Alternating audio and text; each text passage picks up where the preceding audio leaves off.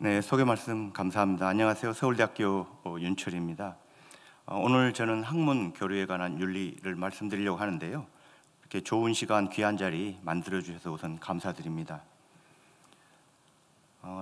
지금 반을 넘어가고 있고요. 제가 말씀드릴 내용은 학문 교류고 배경 설명을 간단하게 한 다음에 저는 이제 저작권, 그동안에 좀 논란이 되어 왔었죠.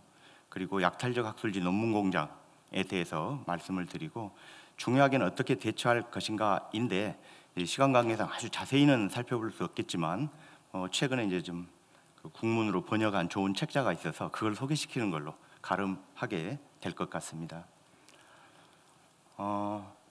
이 그래프를 보시면 재단에서 이제 최근에 매년 이 조사를 하고 있고요. 보시다시피 좀 다행히 이렇게 좀 감소하는 추세가 있는데, 제가 주목을 했던 거는 사실은 이 부분입니다. 이 부분인데, 보시다시피 실제 제보가 들어온 건수들은 굉장히 줄어들고 있고요, 점진적으로. 다만 판정 건수는 그렇게 크게 줄지는 않고 있어서 그래프 자체는 약간 리버스로 되어 있는 걸 보실 수가 있죠. 앞으로 이게 좀 더 계속해서 줄어들 수 있었으면 하는 개인적인 바람이 있습니다. 케이스는 뭐 거의 매년 비슷한 편이고요. 표절 그리고 뭐 부당저자 표시 등이었었고, 학문 교류의 개념이 보시면은 결국은 이제 우리가 어떻게 소통을 할 것인가라고 생각을 하거든요. 연구 결과를 발표하는 모든 행위를 포함한다. 최근에 이제 이게 개정이 되어져서 나왔습니다. 2003년에도 나왔었는데 2달 전에 이게 나왔고요. 국가연구개발 연구율 길잡이라는 게 나왔고, 연구자를 위한 국가연구개발 연구율 길잡이가 있으니까 참고하시면 될 것 같습니다. 이 길잡이의 목적은 자율적이고 책임 있는 학문교류 문화 정착에 있다라는 것이고요. 기본 원칙은 우리가 이제 연구라는 게 결과의 보고도 중요하지만 실제로는 연구를 시작하기 전 단계에서부터 중요한 의미가 있다라는 것이고, 결과를 발표하기 전에는 연구 부정행위 해당 여부를 다시 한번 확인해야 된다. 그리고 아시다시피 몇 년 전에 이제 국가연구개발 혁신법이 만들어지게 되었죠. 이렇게 이제 혁신법이 있고 시행령이 있고 시행규칙이 있게 되는데, 조금만 살펴보면은 연구자는 연구윤리를 준수하고 진실하고 투명해야 한다. 그리고 연구윤리 확보를 위해서는 연구자나 연구개발기관은 부정행위를 하여서는 아니 된다라고 명시를 하고 있고요. 부정행위 외에도 연구 개발비나 윤리, 생명윤리 문제, 그 다음에 연구실 안전 환경 조성과 같은 것도 이렇게 포함되어 있는 걸 알 수가 있고, 부정행위로는 위조, 변조, 표절, 저자를 부당하게 표시하는 행위로 이렇게 명시를 하고 있습니다. 다만 저희들이 이제 그 국가연구개발사업 관련 이제 죄송합니다. 그 외에도 학문 교류에 관한 윤리나 이해충돌, 그다음에 인간 대상 연구, 동물 실험, 건전한 연구실 문화 조성과 같은 것들이 명시되어 있고, 그 외에도 이제 교육부에서 연구윤리 확보를 위한 지침을 보게 되면은 여기에도 연구 결과물의 저자 정보 확인, 그 다음에 부정행위 의혹 조사 자료를 요청받을 경우 기관은 적극 협조해야 된다라든가, 또 부정행위의 범위를 이걸 보게 되면은 앞에서 말씀드린 것 외에도 부당한 중복계제나 연구 부정행위에 관한 조사 방해 행위, 그 외에 통상적으로 용인되는 범위를 심각하게 벗어나는 이라는 게 있습니다. 뭐 저희 각 기관에 다 있겠지만 저희들이 이렇게 연구윤리 지침에서 저자 표시에 대한 것들을 따로 이렇게 명시를 하고 있습니다. 그래서 이제 그 혁신법에 대해서는 대학 지성에서 나왔던 건데, 지침의 개정이 있었고 적용 범위를 좀 명확하게 했다. 그리고 직접 조사의 근거를 마련했다라는 것이고요. 적용 대상이라든지 제보 요건, 검증 주체, 조사 절차 보완, 피조사자의 권리 보호와 같은 것들이 좀 더 정확하게 명시가 되어졌다는 내용입니다.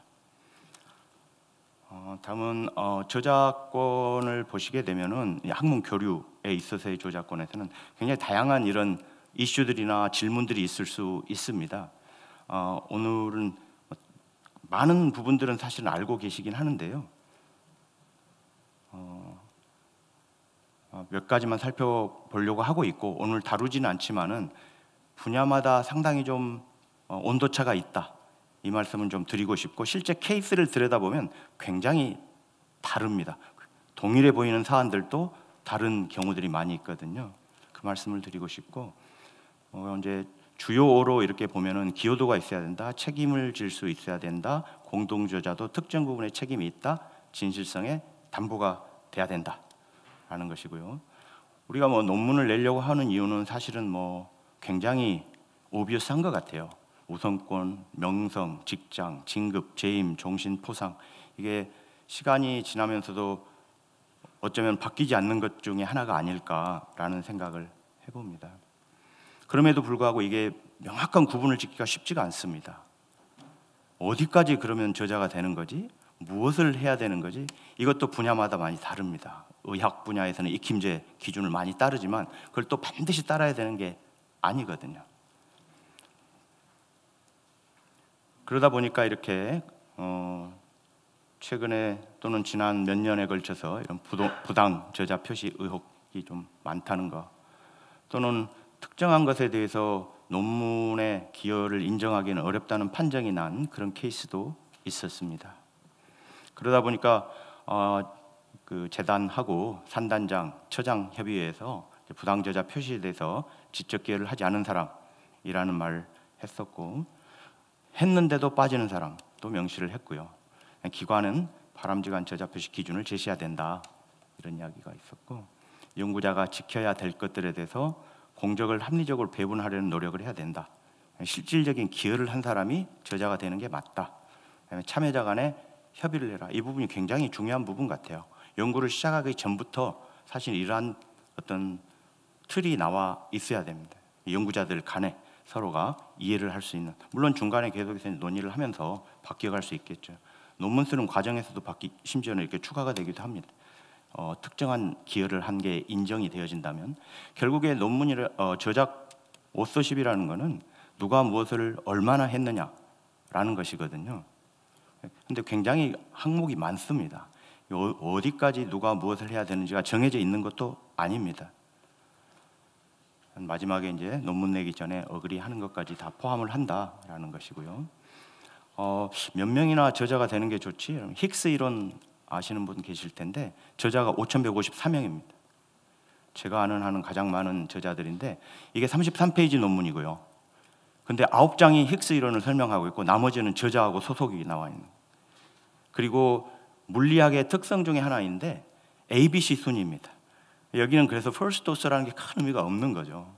이런 게 있고요. 그다음에 이제 최근에 했던 나사의 트윈 실험인데 저자가 82명인데 일저자가 16명입니다. 교신 저자가 13명입니다. 저희들이 통상적으로 생각하고 있는 기준으로 본다면 굉장히 어떻게 이렇게 정했을까라는 생각이 드시잖아요. 이걸 학술지에서 결정하지 않습니다. 기관에서 결정하지 않습니다.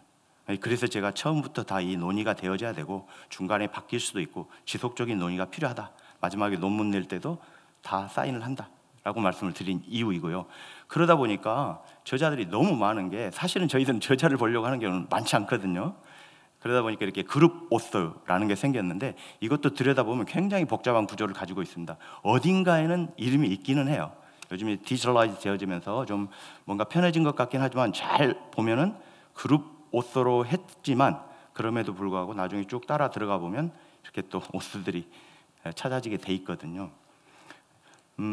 그래서 나온 게 이제 컨트리뷰터십이라 그래서 오서는 아니지만 기여를 한 사람에 대해서 기여도를 인정해주기 위한, 그래서 어떤 사람들이 그러면은 저자가 되고 지금까지 저희들이 주로 이제 액노로지먼트에서 사사를 했었는데 컨트리뷰터십이라는 게 생겨서 특정한 범주에 있는 사람의 경우에는 컨트리뷰터십에 언급을 하는 걸로 되어 있습니다.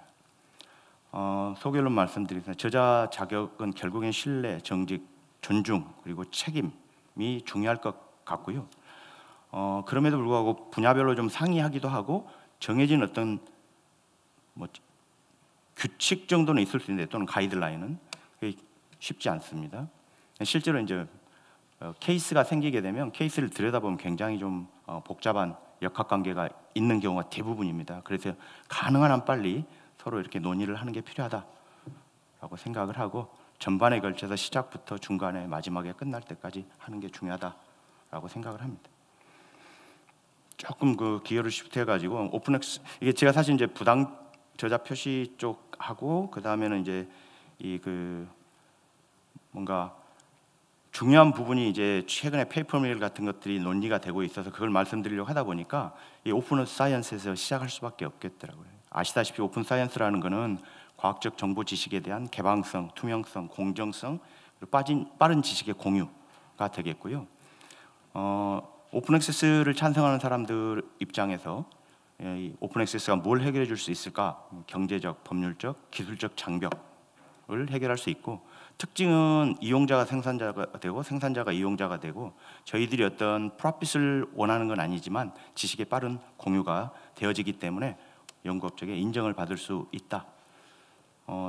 뭐 모든 대학들이 그러겠지만 도서관의 도서관장님을 아무도 안 맡으시려고 하거든요. 너무 돈이 많이 들어가지고 뒤에 잠깐 제가 서울대 예를 들어서 말씀을 드릴 텐데, 그다음에 이제 정부 공공기관 입장에서는 공공 접근성 보장, 왜냐하면 국가 R&D 사업의 거의 대부분은 국민의 세금으로 이루어진 것이잖아요. 그러다 보니까 그다음에 이제 정보 격차 해소, 뭐 레어 디지즈가 있다, 굉장히 희귀성 질병인데 그걸 그냥 아까 말씀하신 아카이브가 오픈되지 않은 아카이브가 만약에 클로즈가 된 어떤 형태로 존재를 한다면 그거는 세금 낸 분들에게는 불합리할 수도 있죠. 그런 것들입니다. 이게 시작은 부다페스트 선언에서 시작되어졌고요. 10년 지나고 15년째, 20년째 계속 이렇게 이제 다시 한번 이렇게 돌아보는 시간들을 갖고 있고, 그 외에도 그 베세스다 선언이라든지 버린 같은 경우가 존재를 하는데, 가장 최근에 있었던 20번째 그 애니버서리에서 몇 가지 이야기를 했는데 그 중에 하나 눈에 띄는 게 있어서 좀 가져왔고요.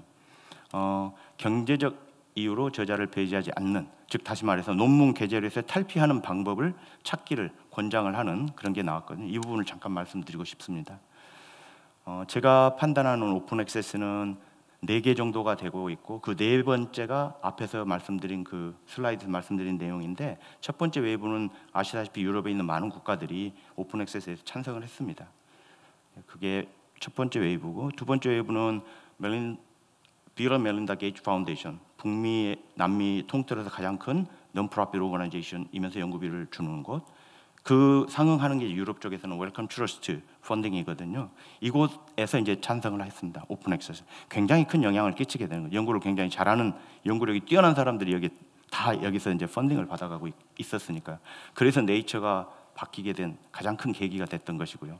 그 다음에는 이제 유럽에 있는 대학들, 특히 독일에 있는 많은 대학들이 대형 출판사들과의 계약을 캔슬하기 시작했습니다. 이게 이제 저는 개인적으로는 그 이유가 제가 말씀드렸듯이 연구비의 대부분은 공적 재원인데, 그 모든 과정에서 나오는 어떤 프로핏들의 상당한 부분이 다시 특정한 뭐 출판사겠죠, 대형 출판사 또는 뭐 학술지에서 가져간다라는 것이었고, 이게 거기서 끝나지 않고 이게 이제 UC로 넘어오게 되거든요. UC가 뭐 양으로 보나 뭐 질적인 거는 뭐 가늠하기는 힘들겠지만 미국에서 나오는 모든 것이 한 10% 정도 된다고 판단을 하고 있습니다. 이곳에서도 이제 LCB하고 계약을 파기를 했고, 아까 말씀드린 서울대학교의 경우에도 보시면은 2013년에서 23년 사이에 38억에서 62억 정도로 바뀌었거든요. 이게 어떻게 통계를 내느냐에 따라 다르긴 하지만 이제 5개의 메이저한 것, 저는 제일 앞에 있는 저게 이제 LCB이고요. 근데 더 중요한 거는 돈은 증가를 하고 있는데 종수는 줄어들고 있다는 게 이게 어떻게 보면 더 큰 문제예요. 도서관장님을 하시려고 하시겠습니까? 이런 상황이다 보니까 앞에서 말씀드렸던 4번째 웨이브가 되게 좀 중요할 것 같다. 의외로 우리나라에서는 다이아몬드라는 거를 꽤 오래전에 주장을 많이 했더라고요. 논의도 많이 하고. 근데 지금 세상은 이제 골드 오픈 액세스인 거고, 그러다 보니까 EU 카운슬에서 노페이 퍼블리싱을 고민을 해봐라라고 이야기를 하게 된 거죠. 이제 좀 꽤 많은 사람들이 기대를 하기도 하고, 물론 찬반 논란도 있습니다. 지지를 하는 쪽도 있고 반대를 하는 쪽도 있고, 결국은 이게 이제 방향 제시하는 것은 다이아몬드 오픈 액세스인데 게재료를 받지 마라가 아닙니다. 그렇게 하면 출판사들은 안 하겠죠. 당연히 프로핏이 있어야 되니까 펀딩을 조성해라라고 말을 하는 게 더 옳을 것 같고요. 좀 다른 측면에서는 오픈 액세스의 그 엘세비어의 뉴로 이미지라는 학술지에 편집인들이 전부 사퇴를 한 적이 있었습니다. 이게 이제 가디언의 기사로 나왔었는데 한 편에 3,300불 정도 받는 거는 그런 굉장히 윤리적이지 못하다. 그러면은 저개발 국가에 있는 사람들은 어떻게 논문을 내겠느냐 뭐 등등등의 이유로. 그런데 받아들여지지 않았어요. 실제로는 근데 이게 레비뉴를 보면 굉장히 큽니다. 구글이나 아마존에 버금가는 거거든요. 그런데 마진이 이렇게 높다는 거는 사실은 어마어마한 거죠. 그런데도 이제 저 가디언에서 마지막에 이야기하는 건 개인이 이런 것에 뭔가를 이렇게 대응하기에는 연구자 개개인이 너무 무기력하다, 무력감을 느낀다라는 거고, 우리가 오픈 액세스라고 그렇게 주장을 하고 있지만 LSE에 나왔던 기사입니다. 실제로 아무것도 페이가 안 하는 것처럼 보이는데 그렇지 않다는 거죠. 읽는 것만 풀이였지 나머지는 풀이인 적이 없고 심지어는 어포더블 하지도 않았다. 그걸 충분히 이렇게 그걸 심지어 낼 수도 없는 상태에 어떤 그 돈이 들어가기도 하더라. 이제 APC 이야기하는 겁니다. 계제료, Article Processing Charge 이야기를 하는 거죠. 유네스코도 그래서 오래전에 이걸 오픈 사이언스나 오픈 액세스 찬성을 했다가 최근에 좀 리바이스를 좀 했고요. 미국에서도 지금 뭐 선거가 어제 끝나긴 했는데 그 2025년 말까지는 이게 다 오픈을 할 거다라는 게 팩트 시트로 나왔습니다. 이게 백악관 과학기술 정책실에서 나온 이야기라서 아마 그렇게 될 것 같고요. 오픈엑스 정책을 2025년 말까지 갖출 것이다. 실제로 건수를 보면 굉장히 증가를 했습니다. 이제는 1,000만 건을 넘어섰거든요. 최근에 들어가서 보니까 이제 넘었던데, 결국에는 이제 다음 단계로 넘어가기 위해서 말씀드리고 싶은 게 오픈 액세스는 프레데리터리 저널은 아닙니다. 오픈 액세스를 모든 사람들이 따라야 되냐? 또 그렇지도 않습니다. 모델 중에 하나입니다. 결국에는 Article Processing Charge가 프로핏의 모습을 띠게 되고 이거를 어떤 방법으로 흘러가는가라는 게 프레데리터리 저널하고 연결고리를 갖고 있다고 말씀드릴 수 있겠고요.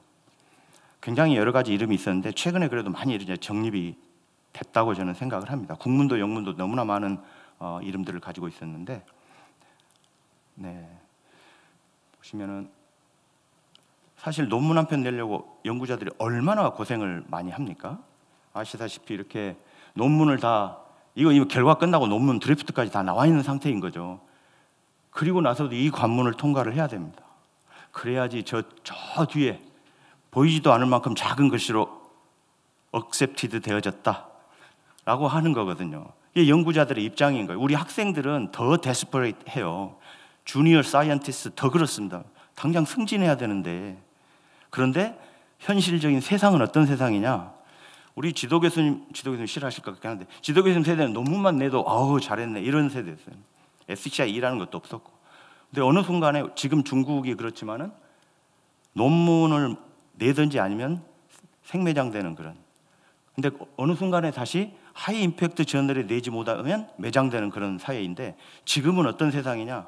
우리 대학원생들 정말 불쌍합니다. 하이 임팩트 저널에 자주 내라. 그러면 혹시 너가 매장 안 당할지 모른다. 이런 세상에 살고 있는 거예요. 이러면서 제가 이제 프레데리터리 저널이라는 거를 간단하게만 말씀을 드리고 시간이 한 8분, 9분 남았습니다. 하려고 하는데, 이게 정말 문제가 큽니다. 뭐 저희 나라는 페이퍼밀까지는 아직 많이 건너가지는 않긴 했지만 결국은 이 사람들은 아무것도 관심은 없어요. 무차별적으로 그냥 돈만 착취를 하면 되는 거예요. 그게 약탈적 학술지 출판사인데 이게 논문 공장하고 또 연결이 돼 있다는 거죠. 이게 지금 아까 말씀하셨던 AI하고 연결이 되어지면 진짜 걷잡을 수 없습니다. 아까 사회과학 쪽에서도 말씀을 하셨잖아요. 꽤 논리적으로 이렇게 정리가 되어져 있더라. 일반적인 내용이 그렇게 말씀하셨으니까. 죄송합니다. 이거는 이제 그 연구재단에 따로 유튜브로 올라가 있으니까 보시면 되는데요. 이게 지금 프레데리터리라기보다는 어떤 모습으로 바뀌어 왔나를 보여주는 것인데요. 좀 시간이 없을 것 같아서 국문으로 좀 바꿨습니다. 2013년에는 학술지에 한 5개, 그러던 게 21년에는 500개. 그러면 저 돈이 얼마입니까? 한 편에 300만 원인데 한 호에 17편에서 20편이 들어가는데 이게 그 프론티어스도 좀 위험했었죠. 보시면은. 그런데 MDPI의 이 논문 편수가 저렇게 증가하는 동안 퀄리티를 어떻게 잘 했을까라는 생각이 들긴 합니다. 근데 중요한 거는 두 개의 논문이 딜리스트가 됐어요. SCI 임팩트 팩터를 뺏겼습니다. 그러고 나니까 이런 현상이 나타난 거예요. MDPI 생긴 이래로 처음 있는 일입니다. 결국에는 우리 연구자들은 다른 거 아무것도 생각하지 않아요. 사실은 뭐 많이 억셉트 해주들 아닙니다. 임팩트 팩터 중요하게 생각을 한다는 것이고요. 불법 조직인 경우가 대부분이다. 비공식적인 경우가 대부분이다라는 것이고요. 문제가 되는 이유는 신원을 조작하고 심지어는 컨텐츠를 날조 가공하고 생성형 인공지능이 만약에 여기에 더하게 된다면 정말 큰 문제가 될 것이다 라는 것입니다. 러시아에서 실제로 이런 운영하는 사이트들이 있어요. 여기도 어마어마한 돈이 있어요. 650만 달러 이상의 가치 거기에 나와 있는 걸 이런 문제로 해서 심지어는 리트렉션 되어진 논문들도 또 있습니다. 한 30편 정도 리트렉션, 그 이유가 페이퍼밀이었기 때문이었습니다.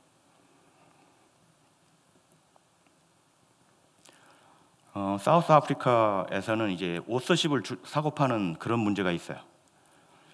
그러다 보니까 스코프스 등재지는 1년에 2배인데 프레드리티 레이크 저널은 140배씩 증가를 합니다. 이 사람들에게 설문을 했더니 그거 안 좋은 현상이긴 하지만 인센티브를 안 주는 건 반대한다. 왜 이렇게 논문을 내려고 하나 봤더니 인센티브를 주는 거예요. 한 2,000불씩 막 줘요. 결국에는 이 기관도 개인도 논문은 필요하죠. 그러다 보니까 이런 유혹에 빠지게 돼 있는데 유혹에 빠지지 않더라도 또 다른 위험이 도사리고 있다는 거죠. 오픈 액세스라는 것 때문에 이런 약탈적 학술이나 논문 공장이라는 게 여기 영향을 끼치는 것들을 살펴보니까 논문 게재료, 인센티브, 영향력 지수, 전문가 심사 등등등 고민해야 될 게 좀 많다고 생각을 합니다. 이것도 저희 이제 국문으로 다 이게 번역이 돼가지고요. 다른 데는 다 썸머리인데 저희 나라는 이제 재단에서 이걸 풀 리포트를 다 번역을 해가지고 링크 찾아가시면 될 것 같습니다. 6챕터로 돼 있고 지금까지는 yes, no로 블랙 앤 화이트로 나눴던 거를 이렇게 조금 6개로 좀 더 나눴죠. 불법, 사기성 뭐 이렇게 해서 저품질 이런 식으로 나누었고 그 다음에는 학회도 마찬가지로 불법, 사기성, 저품질 뭐 이렇게 부실 나눴고요. 사기성 학술지는 일단은 원 스트라이크 아웃 시켜야 된다라고 이야기를 하고 있고 받아들이기 힘들 정도의 것은 즉각적인 수정이 필요하다. 질이 낮은 경우에는 어떻게든지 도움을 좀 주더라도 잘 될 수 있도록 해줘야 한다라고 이야기를 하고 있고요. 혹시라도 이런 프레디티의 문제가 되어졌다면 일단 출판 비용을 지불하면 안 되고요. 저작권 동의하면 안 되고 논문 철회를 요구해야 되는데 논문 철회 요구하면 또 돈을 또 주라 그래요. 그러면 안 되고 근데 일단 가버리고 나면 절대 돌려받지 못해. 돌려받은 경우는 제가 본 적이 없는 것 같습니다. 일렉트린으로 간 걸 어떻게 돌려받습니까? 돌려준다 그래도 돌려준 게 아니죠. 2년 전에 제가 그 말씀을 드렸는데 지금도 뭐 마찬가지인 것 같아요. 제 생각에는 아마 우리 시니어 선생님들, 선임자, 멘토, 지도교수의 역할이 중요하다고 생각을 합니다. 그래서 우리의 이런 교류를 선순환할 수 있도록 하는 역할을 해야 된다. 그래서 주니어들이 잘 배워서 그 주니어들이 저희가 있는 이 자리에 왔을 때 즈음에는 훨씬 더 밝은 생태계를 가지고 있었으면 좋겠다는 생각을 하고 있고요. 그래도 조금씩 바른 방향으로 가고 있지 않나라는 생각을 하고 있고 대부분이 우리가 접하는 것은 내부윤리 규범 쪽의 내용들인데 아마 인테그리티하고 어카운터빌리티를 잘 생각을 하면은 뭐 치료보다는 예방 쪽에 가까운 곳으로 가고 있다라고 생각을 하고 있고 think check submit하고 think check attend 꼭 좀 확인을 하셨으면 좋겠고요.